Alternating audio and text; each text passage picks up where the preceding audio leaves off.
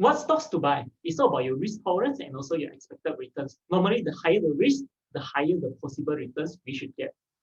We must know how to allocate our portfolio. For example, 70% for the low risk counters and 30% for the high risk counters. This is for us to manage our risk accordingly.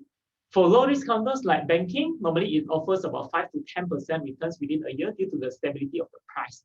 Compared to the technology counters, maybe will offer about 50%, 100%, or 200% within a year, but subject to the stock's nature. So it all depends on the stock itself. We can monitor the economic news and also the market events in order to choose what to buy. For example, like last year, 2020, the gloves counters like Topgolf, Supermax, Harta-Lega up about 100%, 200%, 300%, or even more due to the COVID-19 crisis. For this year, 2021, we can aim for those recovery counters. For example, like tourism, we got Genting Group, Genting Malaysia, and also AirAsia. For vaccine-related counters, we got Pharma, D-Pharma, etc. We can monitor the oil and gas price like the Brent crude futures in order to decide either to buy into the oil and gas counter or not. For example, now the Brent crude futures is trading at $70. Let's say I expect it to go up to $80, $90, or $100. Then actually you can buy into the oil and gas counters like Armada, Sapura Energy, and also Dayang.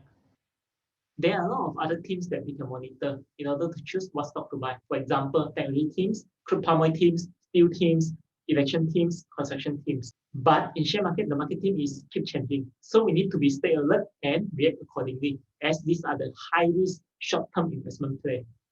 In conclusion, we must know how to identify the risks and rewards and choose the counter that suits us the most.